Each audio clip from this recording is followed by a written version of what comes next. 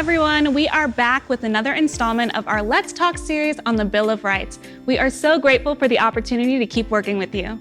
We hope that you've been able to learn a little more about how the Bill of Rights applies to you now and how it will apply to you in the future. You'll discuss this in greater depth in your classrooms, but for now, let's take a look at the Fourth Amendment. Here it is.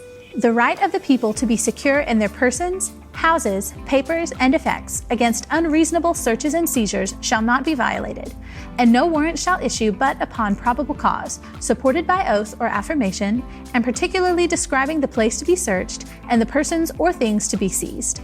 That's pretty wordy, but in general terms, the Fourth Amendment protects people from unreasonable search and seizure. This basically means that people in the United States are protected from the government from being able to enter their private spaces for just any reason. And this also extends to people's private property as well. Now, the exact way the Fourth Amendment can be applied depends on the scenario. For example, in order for a law enforcement officer to search someone's home, they must have what's called probable cause. The officer also needs, except in very few specific circumstances, a warrant. In the case of a traffic stop, the officer doesn't have to have a warrant to search a vehicle if the officer has probable cause. For more information about how this amendment applies to different circumstances, Ashley and I want to encourage you to talk to your teachers, school resource officers, or other local members of law enforcement. Now let's discuss how the Fourth Amendment applies to you as a student. Now keep in mind, some of these rights may look different depending on your school district, so we highly recommend that you take a look at your school's code of conduct.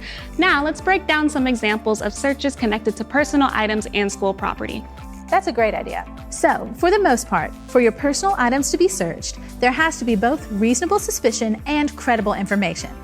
Keep in mind that this still allows more leeway than the probable cause definition required by the general public. For example, let's say that a student is accused of having a weapon in his or her backpack. Now, that school administrator has both reasonable suspicion and credible information to perform a search of that student's backpack.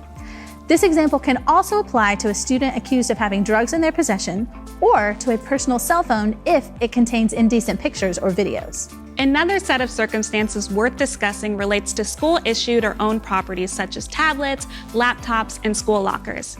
Now, an administrator only needs reasonable suspicion in order to search these items.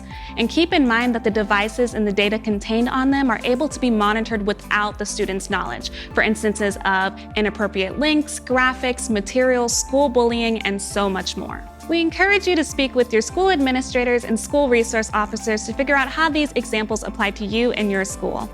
That's right. Asking questions is the best way to learn. Thank you for spending some time with us today.